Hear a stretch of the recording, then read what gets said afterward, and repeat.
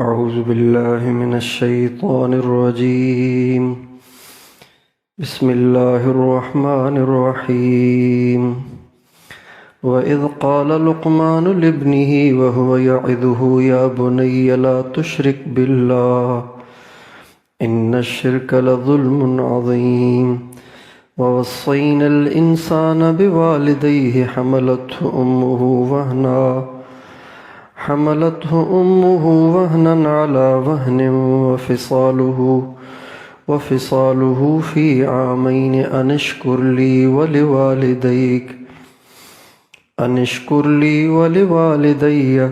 ولوالديك إلي المصير. وإن جاهداك على أن تشرك بي ما ليس لك به علم فلا تطعهما وصاحبهما في الدنيا معروفا. نظام عالم کے صحیح ہونے کے لیے اولاد کی تربیت بہت ضروری چیز ہے. اولاد کی تربیت کا نظام اگر ٹھیک ہو تو ساری دنیا کا نظام ٹھیک ہو جائے. اس لیے کہ جو آج بچے ہیں وہ کل کے بڑے ہیں. اگر یہ ٹھیک ہوں گے تو اگلا دور ٹھیک ہوگا، اور اگر یہ ٹھیک نہیں ہوں گے تو اگلا دور خراب ہوگا. اس لیے شریعت میں اولاد کی تربیت کو بھی فرض کا درجہ دیا گیا ہے. جو ماں باپ ہیں وہ ایک فریضے کے تارک ہونے کی وجہ سے فاسق ہیں. اب اولاد کی تربیت بہت سارے لوگ کرنا بھی چاہتے ہیں لیکن ان کو نہیں پتہ کہ اولاد کو سکھانا کیا ہے. لہٰذا جب اولاد کی تربیت کی بات آتی ہے تو وہ کہتے ہیں ٹھیک ہے جی، بس اب میں اپنے بچے کو اسکول سے نکالتا ہوں، اس کو مدرسے میں ڈال دیتا ہوں. جبکہ تعلیم الگ چیز ہے، تربیت الگ چیز ہے. کسی بگڑے ہوئے کو مدرسے میں ڈالنا علاج نہیں ہے، اس کی تربیت اس کا علاج ہے. اس لیے عاقل اور بالغ ہونے سے پہلے ہمیشہ اپنی زیادہ تر توجہ اپنی اولاد کی تربیت پر دینی چاہیے اور اپنی دعاؤں کی طاقت کو اس پر خرچ کرنا چاہیے. حضرت شیخ الحدیث مولانا محمد زکریا صاحب رحمۃ اللہ علیہ کے جو والد تھے حضرت مولانا یحییٰ صاحب، یہ بڑے بھائی تھے حضرت مولانا الیاس صاحب رحمۃ اللہ علیہ کے. یہ مولانا الیاس صاحب کے بڑے بھائی تھے. مولانا یحییٰ صاحب سے اللہ تعالیٰ نے عجیب کام لیا. عمر زیادہ نہیں ہوئی ان کی، لیکن اللہ نے عجیب کام لے لیا ان سے. اور جو اللہ نے کام لیا نا ان سے، یہ ان کو ان کے شیخ کی دعائیں تھیں، ماں باپ کی دعائیں اور اس کے بعد شیخ کی دعا. یہ انسان کو اتنا اونچا لے جاتی ہیں کہ اتنا اونچا کوئی بھی انسان اپنی صلاحیتوں سے کبھی بھی نہیں ہو سکتا. ہمارے ہاں دعائیں کرائی جاتی ہیں، یہ بھی اچھا کام ہے، مسنون عمل ہے. دعائیں کرانا مسنون عمل ہے. حضرت عمر رضی اللہ تعالیٰ عنہ کو آپ علیہ السلام نے حج کے لیے بھیجا. جب آپ نے حج فرمایا تھا حجۃ الوداع، اس سے پہلے حضرت عمر کو بھیجا حج کے لیے. جب جانے لگے تو آپ نے فرمایا چھوٹے بھائی ہمیں دعاؤں میں بھولنا نہیں، یاد رکھنا ہمیں بھی دعاؤں میں. حضرت عمر کو فرمایا چھوٹے بھائی ہمیں بھی دعاؤں میں یاد کرنا. حضرت عمر کو ان الفاظ میں بڑا فخر ہوتا تھا کہ سرکار نے مجھے دعا کے لیے کہا اور مجھے اپنا چھوٹا بھائی فرمایا. تو دعائیں کرانی چاہیے، لیکن اگر قسمت کو پلٹوانا ہے تو دعائیں لینی چاہیے. اگر کوئی چاہتا ہے کہ قسمت پلٹ جائے اور نصیب اچھا ہو جائے اور دنیا اور آخرت دونوں سنور جائے تو اس کا آسان طریقہ یہ ہے کہ ماں باپ کی دعائیں لی جائیں. اللہ تعالیٰ نے کسی نیک سے تعلق بنایا ہو تو ان سے دعائیں لی جائیں، ایسے کام کیے جائیں کہ ان کے دل سے دعا نکلے، اللہ تجھے خوش رکھے۔ بس یہ ایک جملہ کافی ہوتا ہے، پورا پرچہ پڑھ کے دعاؤں کا دینا ضروری نہیں ہوتا، یہ ایک جملہ کافی ہوتا ہے۔ امام ابو یوسف رحمۃ اللہ علیہ کا نام تھا یعقوب، ابو یوسف کی کنیت سے مشہور ہو گئے۔ ان کے جو والد تھے وہ دھوبی تھے، تو ان کا انتقال ہو گیا، اب یہ یتیم ہو گئے، نابالغ تھے، یتیم ہو گئے، چھوٹے بچے تھے۔ تو ماں نے کہا بیٹا اب اور تو کوئی ہے نہیں ہمارا کمانے والا، تو کوئی مزدوری کر لیا کر۔ تو یہ صبح کو نکل جاتے تھے۔ ایک دفعہ راستے میں حضرت امام ابو حنیفہ کی طرف رخ ہو گیا، ان کی مجلس میں جانا شروع ہو گئے، طبیعت مائل ہو گئی، بس پھر وہیں کے ہو کر رہ گئے، اور شام کو واپس آ جاتے۔ والدہ پوچھتی، کہتے نہیں ملی مزدوری۔ تو کسی طریقے سے والدہ کو پتہ چل گیا کہ یہ ابو حنیفہ کے پاس جا کے مجلس میں بیٹھتے ہیں، مسئلے سیکھتے ہیں۔ تو کئی دفعہ کہا مجھے پتہ چل گیا ہے، تو ایسے نہ کر، کام کیا کر، پریشانی ہے، تنگی ہے، لیکن یہ جمے رہے۔ ایک دفعہ ان کی ماں کو آیا غصہ، اور اس نے جا کے امام ابو حنیفہ رحمۃ اللہ علیہ کے درس میں جا کے کھڑی ہو گئی اور کہنے لگی ابو حنیفہ تو مالدار آدمی ہے، کاروبار ہے تیرے کپڑے کے، یہ میرا بیٹا دھوبی کا بیٹا ہے، یتیم ہے، کمانے والا کوئی ہے نہیں، تو اس کا پیچھا چھوڑ دے تاکہ یہ کچھ کما لے، تاکہ ہمارے گھر کا خرچہ چل سکے۔ اور بہت تیزی کے الفاظ کہے۔ امام صاحب اس کی ڈانٹ ڈپٹ سنتے رہے اور مسکراتے رہے۔ جب وہ بول بول کے خالی ہو گئی تو امام صاحب نے فرمایا اللہ کی بندی، تجھے روٹی کی پریشانی ہے، میں تو دیکھ رہا ہوں کہ تیرا بیٹا بادشاہ کے دسترخوان پر پستے کے تیل میں تلا ہوا، فیروزے کے برتن میں رکھا ہوا فالودہ بادشاہ کے ساتھ بیٹھ کے کھا رہا ہے۔ جب یہ کہا تو وہ اور غصے ہو گئی، کہنے لگی اب تو بس مجھے پکا یقین ہو گیا تیرا دماغ ٹھیک نہیں ہے، انک شیخ قد خرفت، عمر زیادہ ہو گئی ہے نا، اس لیے بیکی باتیں اب شروع کر لی ہیں تم نے۔ امام صاحب ہنس دیے۔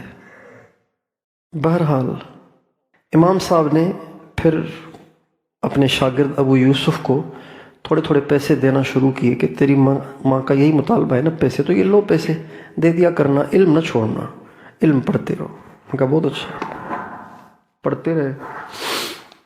امام صاحب کا تو انتقال ہو گیا، لیکن یہ ابھی جوان تھے، لیکن ان کی شہرت نہیں تھی، اس لیے کہ ان سے بڑے بڑے لوگ بیٹھے ہوئے تھے، علماء۔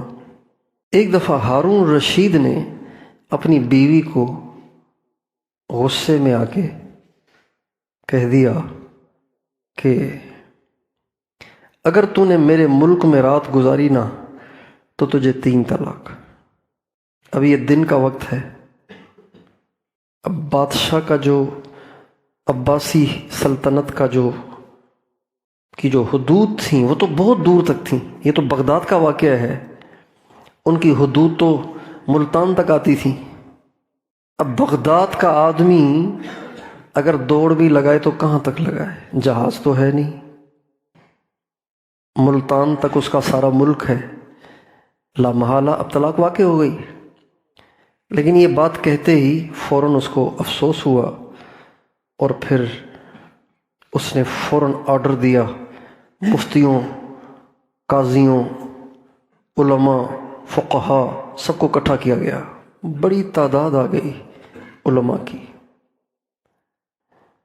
سب کے سامنے مسئلہ بیان کیا گیا اور سب سے فتویٰ لیا گیا، تو بالاتفاق سب نے کہا کہ طلاق پڑ گئی، اس لیے کہ آپ کے ملک سے باہر نکلنا اب ممکن نہیں ہے، تو اب طلاق تو واقعی ہو گئی۔ جب سب نے نا امید کر دیا تو چونکہ ڈوبتے کو تنکے کا سہارا،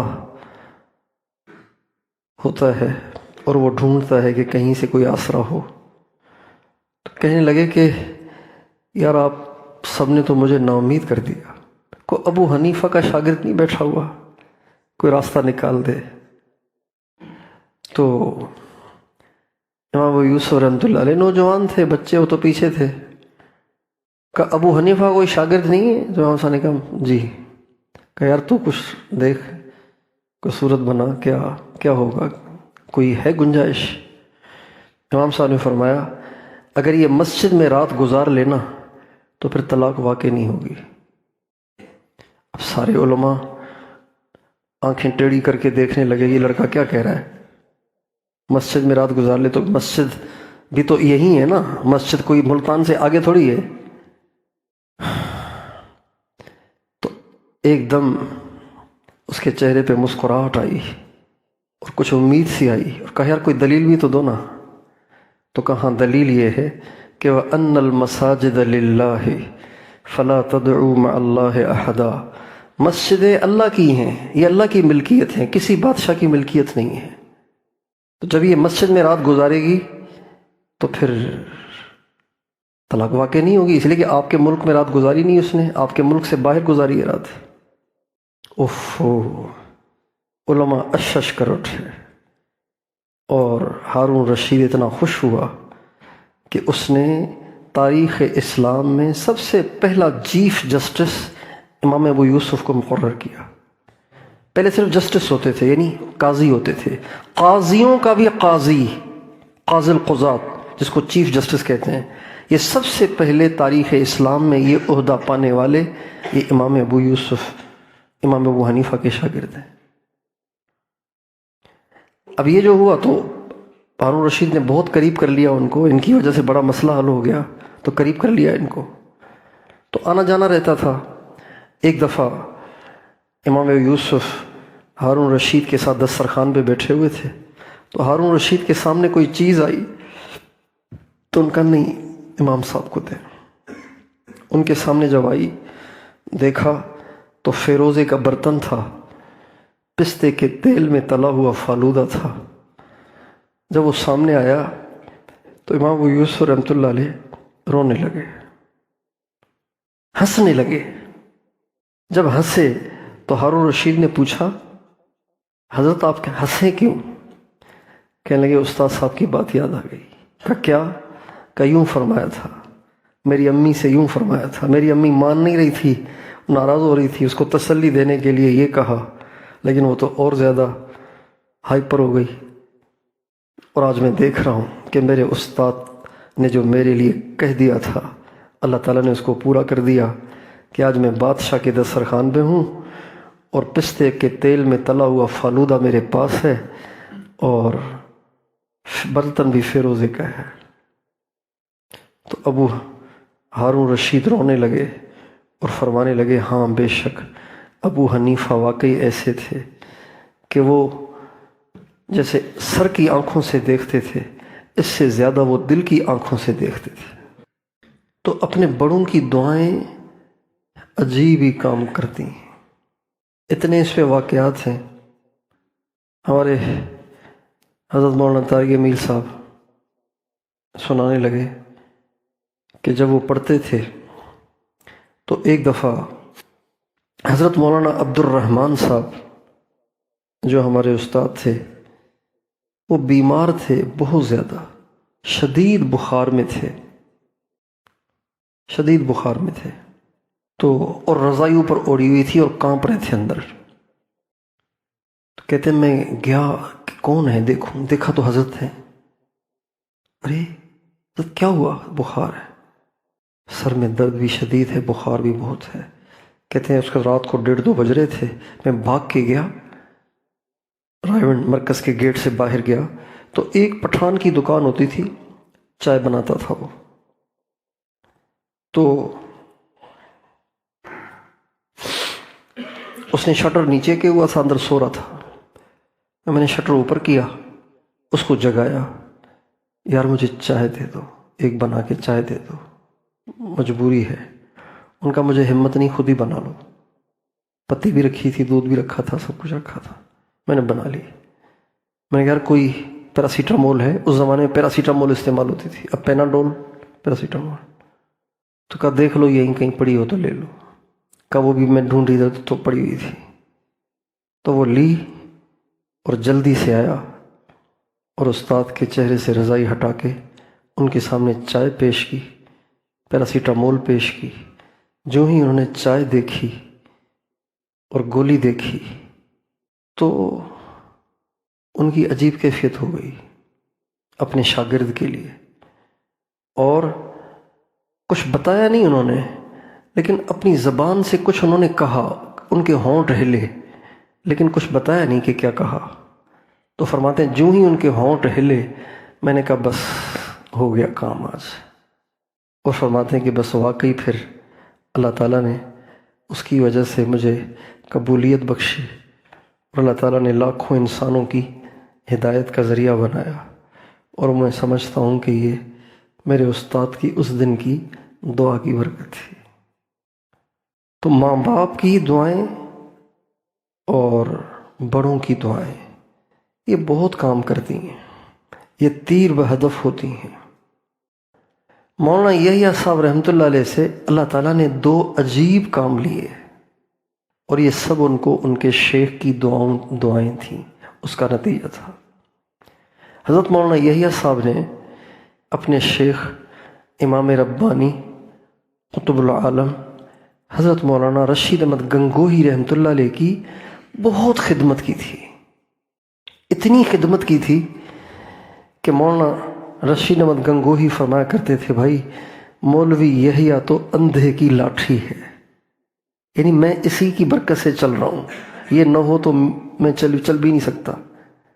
اتنی خدمت کی انہوں نے، چونکہ حضرت گنگوہی کی بینائی آخری عمر میں چلی گئی تھی، اتنی خدمت کی انہوں نے کہ انتہا کی دعائیں لیں۔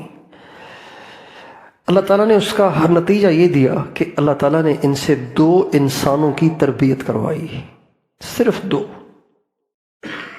ایک چھوٹے بھائی کی، ایک اپنے بیٹے کی۔ ان دو بچوں کی انہوں نے تربیت کی، یہ دونوں ان کے سامنے بچے تھے، ایک چھوٹا بھائی تھا اور ایک بیٹا تھا۔ ان دونوں کی تربیت کی، اور ایسی تربیت کی کہ ایک مستقبل میں چل کر مجدد دوران اور بانی تبلیغ اور مولانا محمد الیاس صاحب بن کر آسمان قبولیت پر چمکے، اور ان میں سے ایک قطب الاقطاب شیخ الحدیث برکت العصر حضرت مولانا محمد زکریا صاحب رحمۃ اللہ علیہ، ان کے بیٹے آسمان علم اور معرفت کے آفتاب اور مہتاب بن کے چمکے۔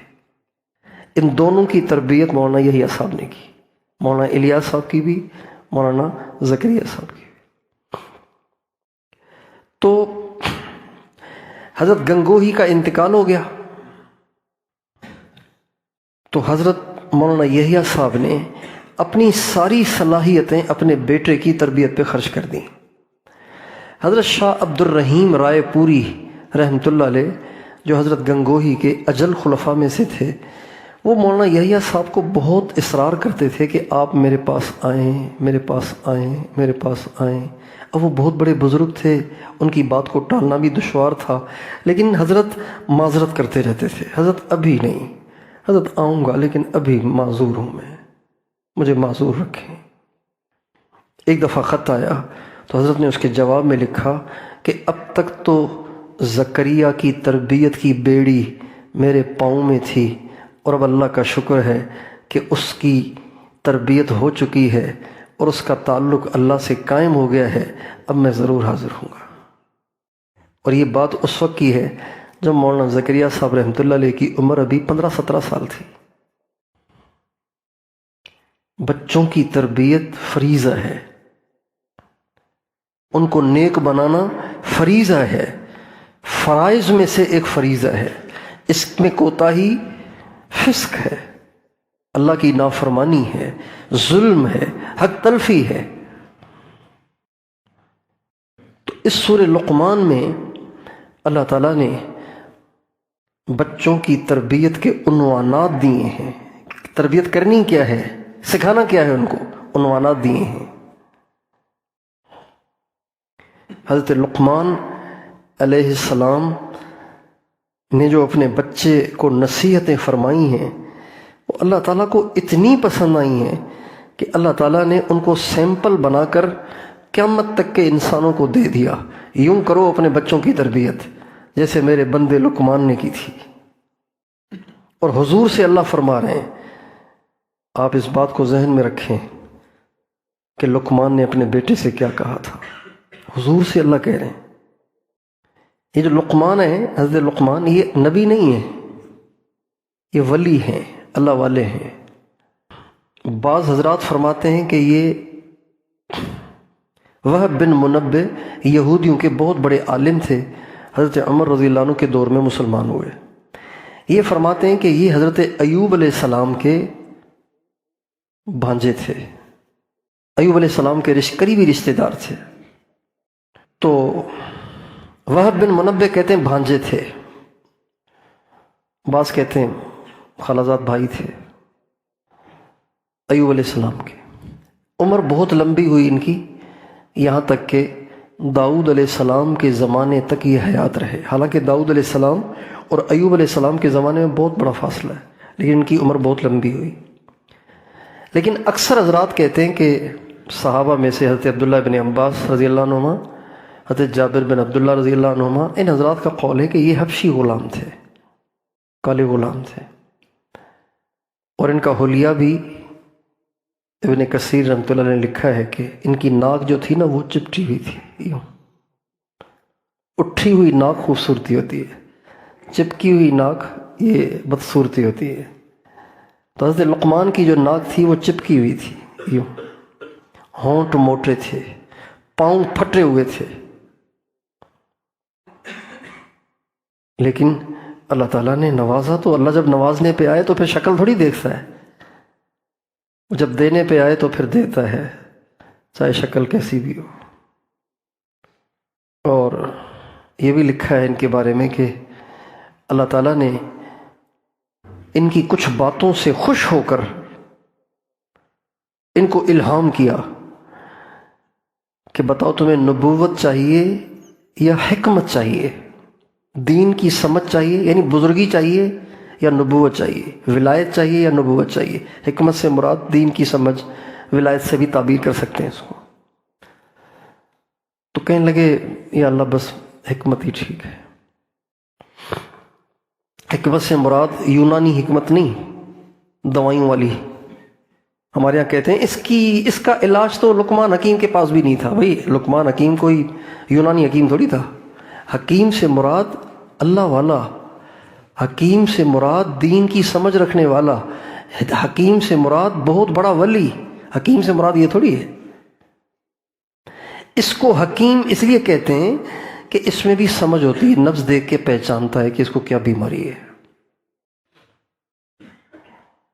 اس لیے کہتے ہیں کہ یہ سمجھدار ہے، سمجھ ہے نا اس میں، بیماری کو پہچاننے کی سمجھ ہے، لہٰذا یہ حکیم ہے۔ لیکن آج کل کے حکیم اگر وہ بیماری کو نہیں پہچانتے تو ان کو حکیم بھی نہیں کہنا چاہیے،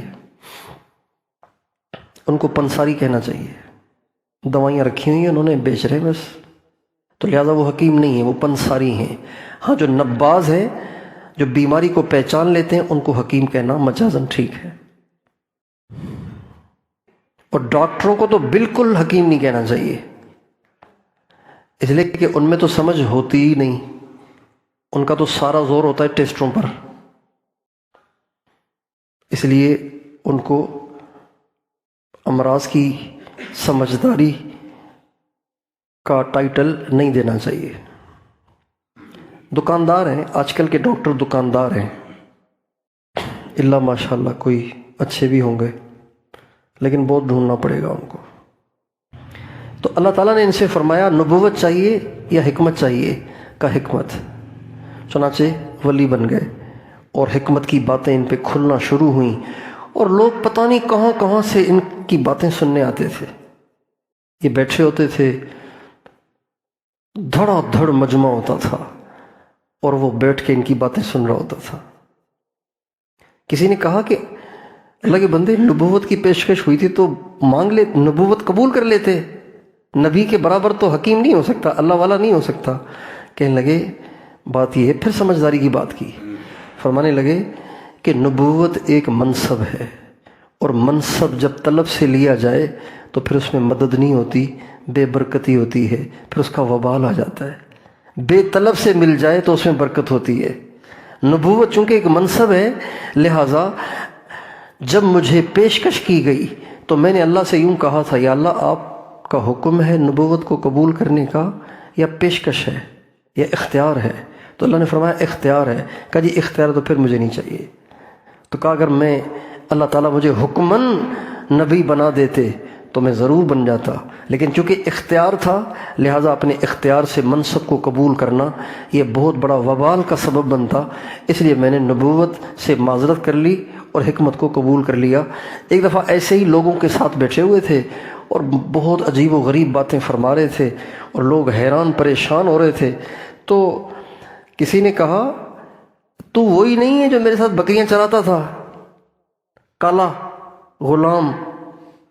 کہاں میں وہی ہوں۔ کہ پھر اس درجے کو کیسے پہنچے؟ تو انہوں نے چند باتیں بتائیں۔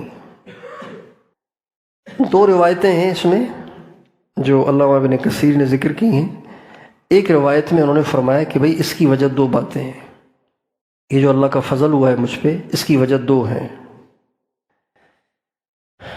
ایک تو یہ کہ میں ہمیشہ سچ بولتا ہوں، کبھی میں نے جھوٹ نہیں بولا، اور دوسرا یہ کہ میں فضول بات کرتا ہی نہیں، میں چپ رہتا ہوں، ضرورت پڑتی ہے تو بامر مجبوری تھوڑی سی بات کر لیتا ہوں ورنہ خاموش رہتا ہوں۔ ان دو باتوں کی وجہ سے خدا کا فضل ہو گیا، اس نے مجھے حکیم بنا دیا۔ اور ایک روایت میں آتا ہے کہ انہوں نے فرمایا کہ بھائی اس کی چند وجہیں ہیں، چند کام ہیں جو میں نے کیے ہیں، اگر تم کر لو گے تو تمہیں بھی مل جائے گا، یہ سب کچھ یہ تمہیں بھی حاصل ہو سکتا ہے۔ تو اس سے ذرا ہمارے لیے تسلی ہے کہ اگر ہم بھی یہ کام کریں تو اللہ تعالیٰ ہماری زبان سے بھی حکمت کے چشمے جاری کر سکتا ہے، اللہ تعالیٰ ہمیں بھی اپنے علم میں سے علم دے سکتا ہے اگر یہ کام ہم کریں، کیونکہ وہ خود ہی فرما رہے ہیں بھائی یہ تو تم بھی کر لو گے تو تمہیں بھی مل جائے گا۔ میں نے یہ کام کیے تھے جس کی وجہ سے یہ فضل ہوا۔ وہ کام کیا ہیں؟ ایک، میں ہمیشہ اپنی نظر کو جھکا کے رکھتا ہوں۔ کیا کرتا ہوں؟ ہمیشہ اپنی نظر کو پست رکھتا ہوں۔ اور دوسرا، ہمیشہ زبان کو بند رکھتا ہوں۔ اپنے معمولات کی قدر آ رہی ہے آپ کو؟ بولیے۔ اپنی نظر کو جھکا کے رکھتا ہوں، اپنی زبان کو پست رکھتا ہوں، اپنی زبان کو بند رکھتا ہوں۔ تیسری بات، حلال طریقے سے جتنا مل جائے اسی پہ اکتفا کرتا ہوں، خام خواہ ادھر ادھر نہیں جاتا ہوں۔ حلال جتنا مل جائے اسی پہ اکتفا کرتا ہوں، اسی پہ قناعت کرتا ہوں۔ کتنی باتیں ہو گئی؟ چوتھی بات یہ کہ شرمگاہ کی حفاظت کرتا ہوں، میں نے کبھی شرمگاہ کا غلط استعمال نہیں کیا۔ چوتھی بات، پانچویں بات یہ کہ ہمیشہ سچ بولتا ہوں، چاہے کچھ بھی ہو جائے سچ سے نہیں ہٹتا ہوں۔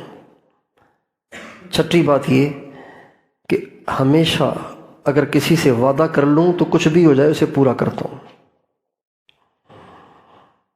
اور ساتویں بات یہ کہ مہمان کا اکرام کرتا ہوں، کوئی آ جائے نا تو پھر اس کا دل خوش کرتا ہوں، لہجے سے، باتوں سے، کھلانے پلانے سے، کسی بھی طریقے سے مہمان کا اکرام کرنا۔ اگلی بات یہ کہ پڑوسی کا خیال کرتا ہوں کہ پڑوسی کو تکلیف نہ ہو، پڑوسی کو اذیت نہ ہو، پڑوسی کا دل نہ دکھے، پڑوسی کو راحت دیتا ہوں، خیال کرتا ہوں اس کا۔ اور آخری بات یہ کہ فضول کام بھی نہیں کرتا، فضول بات بھی نہیں کرتا، نہ فضول کام کرتا ہوں اور نہ فضول۔ یہ باتیں ہیں جس کی وجہ سے اللہ تعالیٰ نے مجھے یہ علوم عطا فرمائے ہیں۔ تمہیں اختیار ہے، اگر تم بھی کر لو گے تو تمہیں بھی یہ سب حکمت کے جواہر پارے اللہ تعالیٰ عطا کر سکتے ہیں اگر تم بھی یہ کر لو تو اللہ تعالیٰ نے ان کو یہ عجیب و غریب باتیں دیں، اور قیامت تک کے لیے اس کو قرآن بنا دیا اللہ نے۔ تو حضرت لقمان علیہ السلام اپنے بیٹے سے سب سے پہلی بات جو فرما رہے ہیں، لا تشرک باللہ، شرک نہ کرنا۔ سب سے بنیادی چیز جس سے اولاد کو نفرت دلانی ہے وہ ہے شرک۔ اتنی بری چیز ہے، اتنی بری چیز ہے کہ اس سے زیادہ برا عمل کوئی ہے ہی نہیں، اور سب سے زیادہ اللہ کو اس سے غصہ آتا ہے۔ قرآن پاک کا جو انداز ہے نا، وہ ہے اجمالی، تفصیلی انداز نہیں ہے قرآن پاک کا۔ آپ دیکھیں قرآن پاک میں کہیں بھی موسیٰ علیہ السلام کا تفصیلی واقعہ نہیں ہے۔ 28 پاروں میں موسیٰ علیہ السلام کے واقعے کا تذکرہ ہے، کہیں کوئی بات، کہیں کوئی بات، کہیں کوئی بات، کہیں کوئی بات، تفصیلی نہیں۔ جیسے پوری کہانی ہوتی ہے نا، اسٹوری ہوتی ہے، یہاں سے نکلے، وہاں پہنچے، اس شہر کا نام یہ تھا، اتنے بچے تھے، بیوی کا نام یہ تھا، بچوں کے نام یہ تھے، اس شہر میں گئے، اس شہر کی آبادی اتنی تھی، اس شہر کا ماحول کیا تھا۔ یہ چیزیں قرآن نہیں چھیڑتا، قرآن مقصد کی بات چھیڑتا ہے، اور پھر تفصیل آگے یا تو اللہ کے نبی بتاتے ہیں یا پھر تاریخ کی کتابوں میں اس کی تفصیل ملتی ہے۔ قرآن پاک تفصیل میں نہیں جاتا، صرف اجمالی اشارے دیتا ہے۔ تو اللہ تعالیٰ نے حضرت لقمان علیہ السلام کی نصیحتوں میں سے ایک نصیحت کا ذکر کیا، لا تشرک باللہ، اور اس سے اشارہ دے دیا کہ سب سے پہلے اپنی اولاد کو جو چیز سکھانی ہے نا، وہ عقائد ہے، کیونکہ توحید کا قائل ہونا اور شرک نہ کرنا، اس کا تعلق عقیدے کے ساتھ ہے۔ تو گویا اللہ تعالیٰ نے ایک ڈائریکشن دے دیا، ایک رخ دے دیا، سب سے پہلے یہ چیز سکھانی ہے۔ جیسے ہمارے ہاں سے رائے سے جماعتیں آتی ہیں نا سال کی، تو ان کو کہتے ہیں آپ نے 4 ضلعوں میں 2 مہینے گزارنے، 2 مہینے مٹیاری میں، 2 مہینے نواب شاہ میں، 2 مہینے ٹنڈو محمد خان میں، 2 مہینے بدین میں۔ اب کون کون سی بستی میں کتنے دن لگانے ہیں، جوڑ کہاں کرنا ہے، یہ نہیں بتاتے، بس اجمالی دے دیتے ہیں، باقی علاقے والے خود ہی سنبھالتے ہیں۔ قرآن پاک کا اسلوب یہی ہے، قرآن پاک اشارے دیتا ہے۔ ایک چیپٹر دے دیا کہ بھئی آپ نے سب سے پہلی چیز جو بچے کو سکھانی ہے نا، وہ عقائد سکھانے ہیں، اور عقائد میں بنیادی چیز توحید ہے، اور بہت سی چیزیں، ختم رسالت ہے، ختم نبوت ہے، آخرت پہ ایمان ہے، جنت ہے، جہنم ہے، تقدیر ہے، مرنے کے بعد اٹھایا جانا ہے، یہ ساری چیزیں عقائد کا حصہ ہیں۔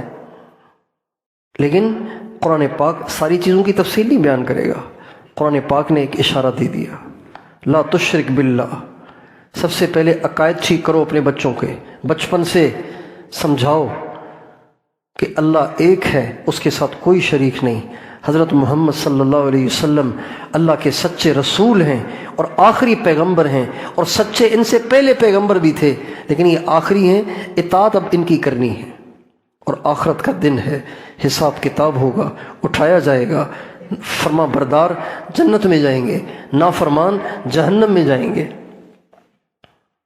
میزان قائم ہوگی، ترازو قائم کیا جائے گا، اعمال کو تولا جائے گا، تقدیر ہے، اللہ نے سب کچھ لکھا ہوا ہے، اچھے برے حالات اللہ کی طرف سے آتے ہیں، یہ سارے عقائد ہیں۔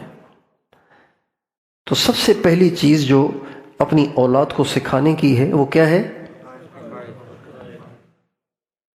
اسی وجہ سے لا تشرک باللہ کے بعد والدین کا تذکرہ آگے آ رہا ہے، وَوَصَّيْنَا الْإِنسَانَ بِوَالِدَيْهِ، تو اللہ کے بعد والدین کا تذکرہ آ گیا، حضور کہاں چلے گئے، انبیاء کہاں چلے گئے؟ اسی وجہ سے کہ جب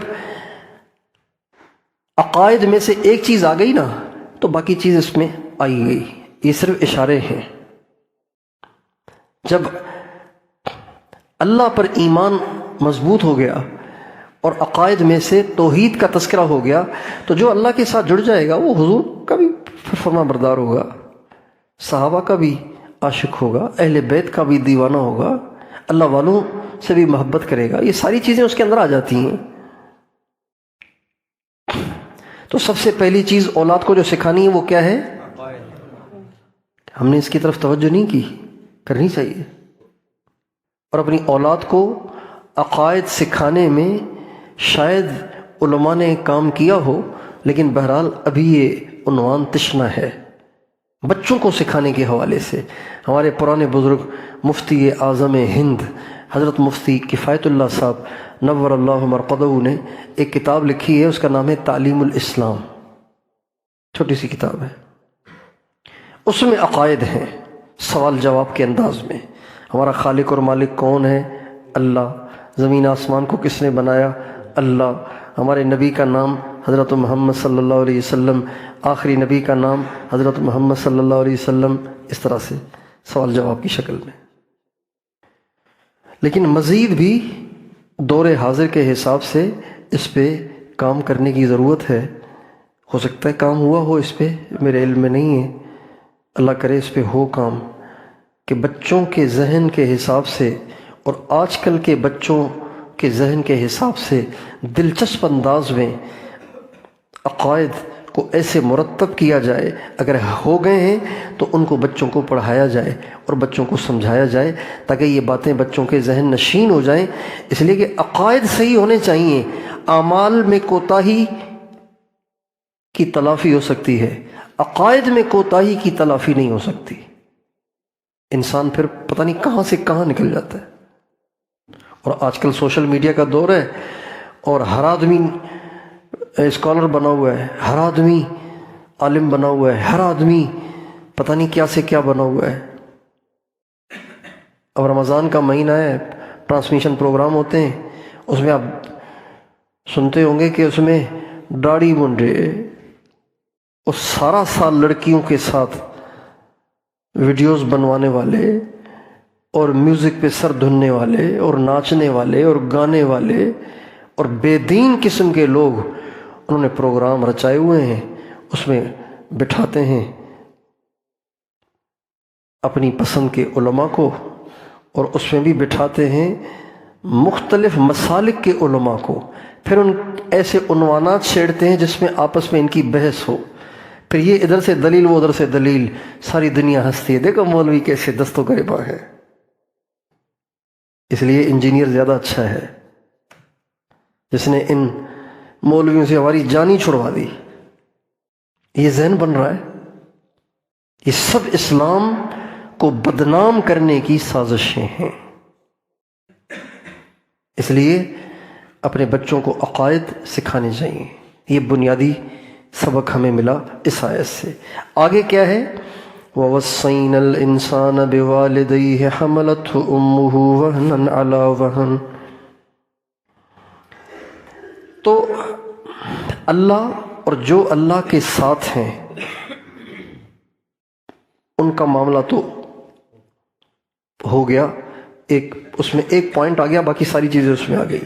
اب حقوق العباد، پہلے اپنی اولاد کو عقائد سکھانے، پھر ان کو حقوق العباد سکھانے، یہ قرآن کی ترتیب ہے۔ دوسرے نمبر پہ اولاد کو کیا سکھانا ہے؟ مخلوق کے حقوق کیا ہیں؟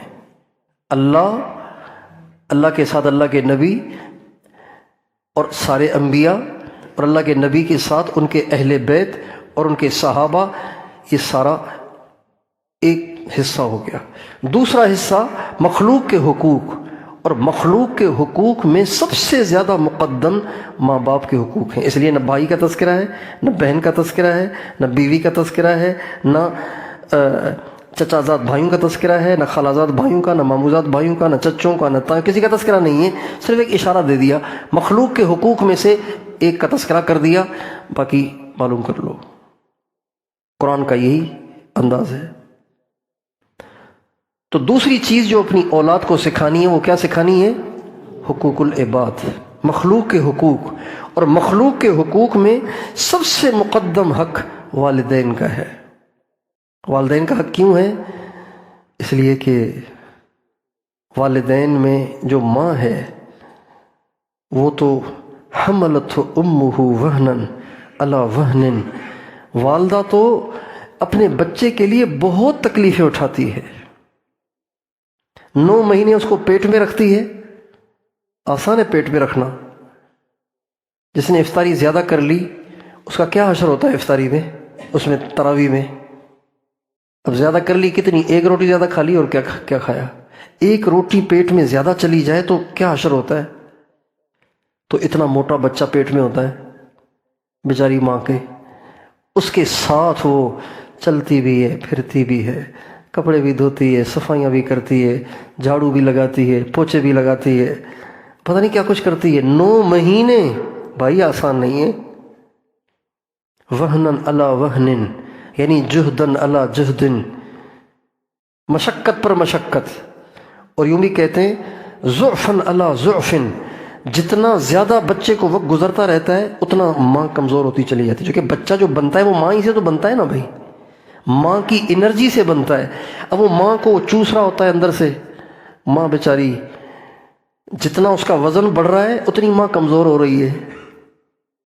جتنا بچہ زیادہ موٹا ہوگا اتنی ماں اس کی زیادہ کمزور ہو جائے گی، جتنا بچہ زیادہ صحت مند ہوگا ماں کی انرجی اتنی کم ہوتی جائے گی۔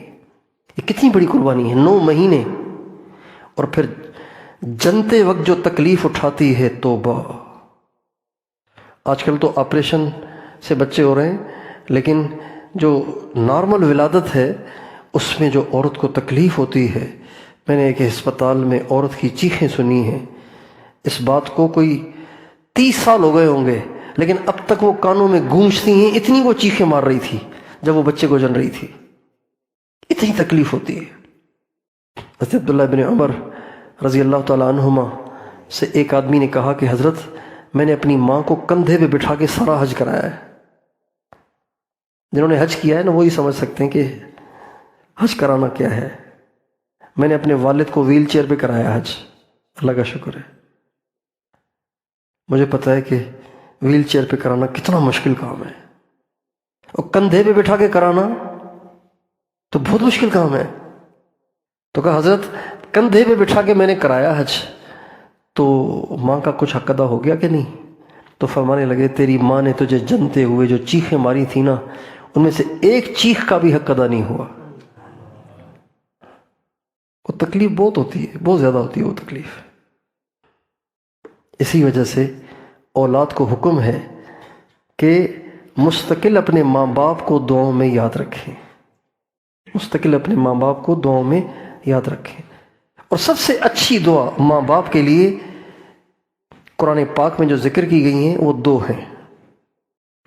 رب اغفر لی ولوالدی، ایک رب ارحمہما کما ربیانی صغیرا۔ یہ 2 دعائیں قرآن کی ہیں، ایک حضرت نوح علیہ السلام کی ہے اور ایک رب اغفر لی ولوالدی، اے رب مجھے بھی معاف کر، میرے ماں باپ کو بھی معاف کر۔ رب ارحمہما کما ربیانی صغیرا، اے اللہ میرے ماں باپ پہ ایسے رحم کر جیسے انہوں نے مجھ پہ بچپن میں رحم کیا تھا، جیسے وہ بچپن میں میری تکلیف نہیں دیکھ سکتی تھیں۔ میرے رب میرے ماں باپ کو آپ بھی ایسے ہی بچانا تکلیفوں سے، جیسے میرے ماں باپ ہمیشہ مجھے راحت دینے کے لیے بے تاب اور بے قرار رہتے تھے، اے اللہ میرے ماں باپ کو بھی آپ ایسے ہی راحت دینا۔ یہ دعا اللہ نے ہمیں قرآن میں سکھائی ہے۔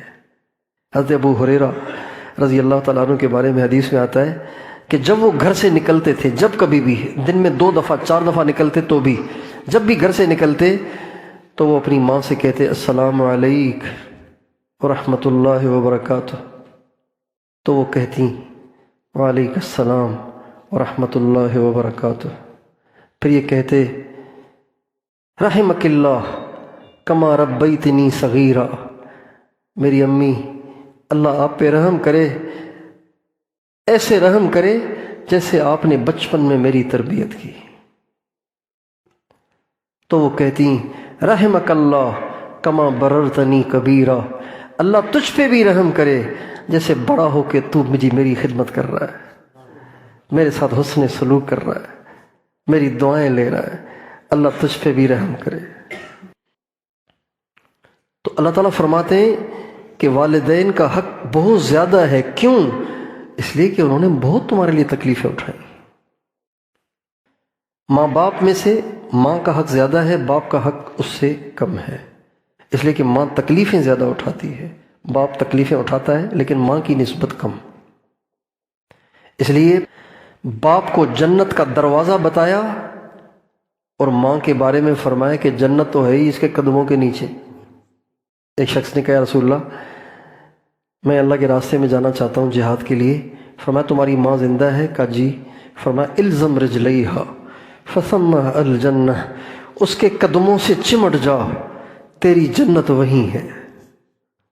حالانکہ آپ یوں بھی فرما سکتے تھے اخدمہا، جا کے اس کی خدمت کر، الزم رجلیہا، اس کے قدموں سے جا کے چمٹ جا، تیری جنت وہیں ہے۔ تو حقوق العباد میں سے سب سے بڑا حق وہ ماں باپ کا ہے۔ پھر اللہ تعالیٰ نے، آپ دیکھیں یہاں پہ اللہ تعالیٰ نے کہا ہے وَوَصَّيْنَا، اوصینا بھی فرما سکتے تھے، قرآن پاک میں ہے یوصیکم اللہ فی اولادکم للذکر مثل حظ الانثیین، اللہ تعالیٰ تمہیں تمہاری اولاد کے بارے میں وصیت کرتا ہے۔ وہاں فرمایا یوصیکم، یہاں فرمایا وصینا۔ علماء طلبہ سمجھیں گے وہاں استعمال کیا باب افعال اور یہاں استعمال کیا باب تفعیل، اور باب تفعیل میں مبالغہ ہوتا ہے، باب تفعیل میں مبالغہ ہوتا ہے۔ ایک ہوتا ہے ابلغ یبلغ ابلاغاً اور ایک ہوتا ہے بلغ یبلغ تبلیغاً۔ ابلاغ کہتے ہیں اٹھا کے پہنچا دو، جیسے ڈاکیا پہنچاتا ہے۔ لِيَعْلَمَ أَنْ قَدْ أَبْلَغُوا رِسَالَاتِ رَبِّهِمْ، فرشتوں کے لیے، فرشتوں کا کام ابلاغ ہوتا ہے، اس لیے کہ انہوں نے کوئی محنت نہیں کرنی ہوتی، ناگواریاں نہیں اٹھانی ہوتی، قربانیاں نہیں دینی ہوتی، ادھر سے لیا نبی کو پہنچا دیا، اللہ خیر صلی اللہ، کوئی مانتا ہے مانے نہ مانے اس کی بلا سے۔ لیکن نبی نے ابلاغ نہیں کرنا ہوتا، نبی نے تبلیغ کرنی ہوتی ہے، یعنی مبالغے کے ساتھ بہت زیادہ محنت اور کوشش کر کے گھول کے امت کو پلانا ہوتا ہے، پورا زور لگانا ہوتا ہے ان کو اس پر لانے کے لیے، اس لیے اس کے لیے تبلیغ کا لفظ استعمال ہوتا ہے۔ باب تفعیل میں مبالغہ ہوتا ہے، قطعتہ فتقطع، قطع یقطع کا معنی ہے کاٹنا، قطع کا معنی ہے ٹکڑے ٹکڑے کرنا، یہ مبالغہ ہو گیا۔ فلما رأینہ اکبرنہ وقطعن ایدیہن وقلن حاش للہ، یوسف علیہ السلام کو جب انہوں نے دیکھا تو صرف کٹ نہیں لگائے ہاتھوں پہ، ٹکڑے ٹکڑے کر دیے ہاتھوں کے۔ تو باب تفعیل میں مبالغہ ہوتا ہے۔ اللہ تعالیٰ فرماتے ہیں وَوَصَّيْنَا الْإِنسَانَ بِوَالِدَيْهِ، ہم نے انسان کو بہت تاکید کے ساتھ کہہ رکھا ہے، والدین کا خیال کرنا بہت تاکید سے کہہ رکھا ہے ہم نے اس کو۔ اور پھر آپ دیکھیں سبحان اللہ، بات چل رہی ہے حضرت لقمان کی نصیحتوں کی، انہوں نے فرمایا یا بنی لا تشرک باللہ، میرے بیٹے اللہ سے شرک نہ کر، اور وَأَحْسِنْ إِلَىٰ وَالِدَيْكَ، یوں نہیں فرمایا۔ لقمان علیہ السلام کا تذکرہ بیچ میں لپیٹ کے اللہ نے فرمایا یہ تو میں کہتا ہوں، اس لیے کہ اپنے حقوق کا احساس دلانا اچھا نہیں لگتا، بھئی میں تیرا باپ ہوں، میری خدمت کیا کر، میری دعائیں لیا کر ورنہ تباہ ہو جائے گا، اچھا نہیں لگتا یہ۔ میں تیرا پیر ہوں، تو پیر کی دعائیں نہیں لے گا تو ہلاک ہو جائے گا، اچھا نہیں لگتا یہ۔ میں تیرا استاد ہوں، تو میرے ساتھ ایسے بات کر رہا ہے، تو جو تمیز نہیں ہے بات کرنے کی، اچھا نہیں لگتا یہ۔ کوئی اور کہے کہ بھائی ماں باپ کا خیال کر، بھائی شیخ کی دعائیں لے، بھائی استاد کی دعائیں لے، بھائی بڑوں کی قدر کر، کوئی اور کہے میں تیرے سے 10 سال بڑا ہوں، تو ایسے بات کر رہا ہے مجھ سے، اچھا نہیں لگتا یہ۔ تو ماں باپ کی جب باری آئی تو اللہ تعالیٰ نے اس کی نسبت اپنی طرف کر لی کہ لقمان علیہ السلام نے اپنے بیٹے سے یوں نہیں کہا کہ بھائی میری قدر کر، بلکہ میں کہتا ہوں کہ ماں باپ کی قدر کرو۔ تو اس سے ایک یہ بھی اشارہ ملا کہ اپنی اولاد کو کی تربیت کرنی چاہیے، لیکن اپنی اولاد کی تربیت میں اس بات کا خیال نہیں رکھنا چاہیے کہ یہ میرا حق ادا نہیں کرتا لہٰذا یہ ایسا ہے ویسا ہے، نہیں، ایسے نہ کیا کرے، بلکہ وہ چاہے آپ کا خیال نہیں بھی کرتا تب بھی آپ اپنا فریضہ ادا کیے جائیں۔ اور اس سے ایک یہ بھی اشارہ ملا کہ اپنے حقوق کی بات کرنا اچھا نہیں ہوتا۔ کوئی اور آپ کے حق کی بات کرے تو اچھا ہے، لیکن آپ اپنے حقوق کی بات کریں تو اچھا نہیں لگتا۔ یہ آپ علیہ السلام ممبر پہ چڑھے، آپ نے فرمایا آمین، دوسرے پہ آمین، تیسرے پہ آمین۔ صحابہ نے پوچھا حضور کیا ماجرا ہے؟ آپ نے فرمایا پہلے پہ چڑھا تو جبریل علیہ السلام نے یوں فرمایا، پھر یوں فرمایا، پھر یوں فرمایا۔ جب یہ بات ہوئی نا کہ جبریل علیہ السلام نے کہا جو آپ کا نام سنے اور آپ پہ درود نہ پڑھے خدا کرے وہ ہلاک ہو، تو حدیث میں آتا ہے آپ علیہ السلام اس پر چپ ہو گئے۔ جسے رمضان ملا اور اس کی بخشش نہ ہوئی وہ ہلاک ہو، فرمایا آمین۔ والدین بڑھاپے میں ملے، دعائیں نہیں لیں، بخشش نہیں کروائی، جنت نہیں کمائی، ہلاک ہو، فرمایا آمین۔ آپ کا نام سنے اور درود نہ پڑے، آپ چپ ہو گئے۔ اپنے لیے کیسے کہوں؟ میرا حق ادا نہیں کیا نا، تو میں کیسے کہوں کہ وہ ہلاک ہو؟ جبریل نے کہا نہیں، حکم ہے کہ آپ آمین کہیں، تب آپ نے آمین فرمایا۔ تو اپنے حقوق کی جہاں تک بات ہے تو یہ اچھا نہیں لگتا آدمی کہ اب میں بیٹھ کے یہاں آداب الشیخ بیان کروں، اچھا لگے گا یہ؟ تو اللہ نے فرمایا یہ تو میں کہتا ہوں کہ اولاد کو یہ سکھاؤ۔ اللہ تعالیٰ ہمیں، کافی دیر ہو گئی، اللہ تعالیٰ ہمیں ان ساری باتوں کی سمجھ عطا فرمائے۔ آپ تھک تو نہیں رہے، بیزار تو نہیں ہو رہے ہیں؟ اپنی اولاد کی تربیت کی طرف ہم توجہ کریں، اب عقائد سکھائیں ان کو، علماء اس پہ کام کریں، ایسے نصاب تیار کریں جو کہ آس پاس کے اسکولوں میں پڑھائے جائیں۔ اسکول کے جو ذمہ داران ہیں ان کو اس پہ آمادہ کریں، تیار کریں کہ وہ اپنے بچوں کو اسکول میں اپنے سلیبس اور نصاب کے ساتھ ساتھ عقائد کی بھی تعلیم دیں، اور وہ عقائد اہل السنت والجماعت کے مستند اور متفق علیہ عقائد ہوں۔ اس پہ چھوٹے چھوٹے رسالے تیار کرنے چاہیے جو کہ اسکولوں میں پڑھائے جائیں، اور جس سے بچوں کے ایمان کی حفاظت ہو، ان کے عقائد کی حفاظت ہو۔ ایک جگہ جانا ہوا تو وہاں پہ جن کے ہاں ہم مہمان تھے انہوں نے کہا کہ وہ کچھ ساتھی ملنا چاہتے ہیں، آ جائیں۔ ان سے ملاقات ہوئی، تعارف ہوا، کہنے لگے میرا اسکول ہے۔ میں نے کہا یار آپ ایک کام کریں گے کیا؟ میں نے کہا آپ اپنے اسکول کے بچوں کو جو آپ کے لیے نصاب طے ہے بے شک وہی پڑھائیں، لیکن اس کے ساتھ آپ اپنے اسکول میں ایسی محنت کریں کہ آپ کے بچوں کے دلوں میں نبی کریم صلی اللہ علیہ وسلم کی محبت رچ بس جائے، یعنی آپ کے بچے متاثر ہوں حضور سے۔ کہ نہیں اس کے لیے کیا کریں؟ میں نے کہا بہت آسان ہے۔ کہا کیا؟ میں نے کہا معجزات پہ علماء نے کتابیں لکھی ہیں، ہمارے نبی کے معجزات پہ، چونکہ بچوں کا جو ذہن ہے نا وہ ان چیزوں سے زیادہ متاثر ہوتا ہے۔ بھائی اس سے کیوں محبت کرتے ہیں؟ اس نے چھکا مارا ہے اس لیے اسے محبت کرتے ہیں، اور وہ اچھا لگتا ہے اس لیے کہ اس نے چھکا مارا ہے۔ بھائی چھکا کوئی کام ہے؟ چھکا مارنا کوئی معجزہ ہے کیا؟ چھکا تو ہر آدمی مار سکتا ہے۔ میں کرکٹ کھیلتا تھا بچپن میں، تو کوئی ماہر نہیں تھا کرکٹ کا، ایسے ہی بس فارغ ہو گئے تو تھوڑی سی کھیل لی، تو میں نے بھی ایک بار چھکا مار لیا تھا۔ وہ کیسے؟ وہ جو بالر تھا نا وہ تھا بہت موٹا، بہت موٹا، جب وہ دوڑتا تھا تو سارا ہلتا تھا، پیٹ بھی سینہ بھی اس کا ہلتا تھا۔ اب وہ تھا بالر، اب میں دبلا پتلا کمزور۔ اب وہ جب یوں یوں جیسے ریسلر دوڑتے ہوئے آتے ہیں نا، ایسے دوڑتا ہوا آیا نا، تو میں اندر ہی اندر میں کانپنا شروع ہو گیا۔ میں نے کہا یا اللہ یہ بال اگر میری بیٹ کی بجائے مجھے لگ گیا تو یہ تو مجھے فنا کر دے گا۔ اتنا میں گھبرایا ہوا تھا جب اس کا بال جب وہ دوڑتا ہوا آ رہا تھا بالنگ کے لیے، جو ہی اس نے بال پھینکی نا تو مجھ پہ تو گھبراہٹ تھی اس کا انداز دیکھ کے، تو بیٹ تو مجھ سے اٹھائی نہیں گئی، بیٹ ہو گئی یوں.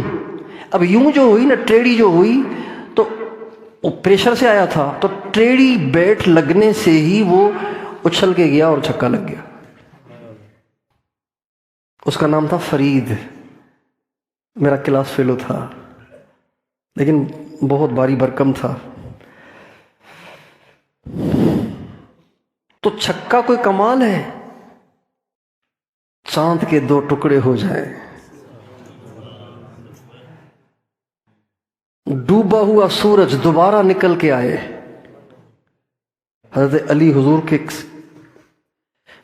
کی گود میں اللہ کے نبی کا سر ہے، اور اللہ کے نبی سفر میں ہیں، اور اچانک وحی شروع ہو گئی. جب وحی کا سلسلہ بند ہوا تو آپ نے دیکھا کہ سورج ڈوب چکا ہے. حضرت علی سے پوچھا، نماز پڑھ لی تم نے عصر کی؟ کہا جی نہیں، سورج تو ڈوب گیا، نماز تو قضا ہو گئی. آپ نے کہا یا اللہ، علی تیرے نبی کی خدمت میں تھا، تو سورج کو واپس لا تاکہ علی دوبارہ وقت پہ نماز پڑھے. چنانچہ سورج دوبارہ واپس آیا اور حضرت علی نے وقت پہ نماز پڑھی اور سورج دوبارہ ڈوب گیا.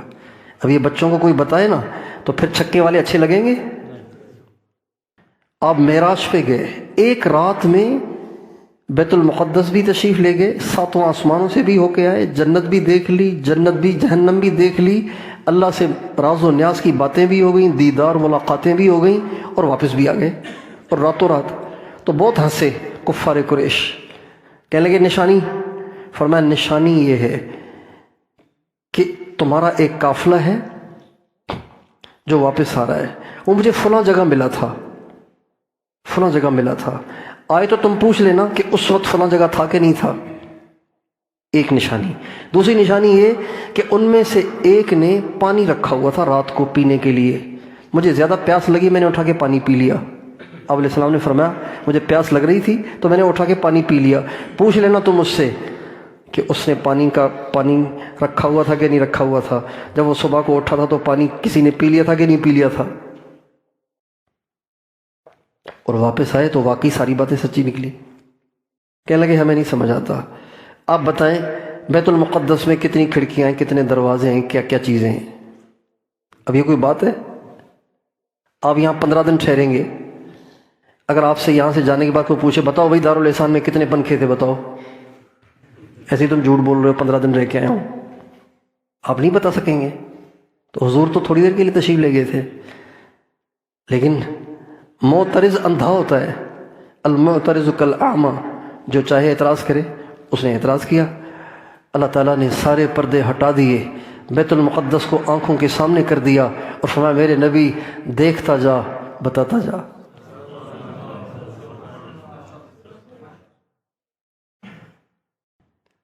معجزات.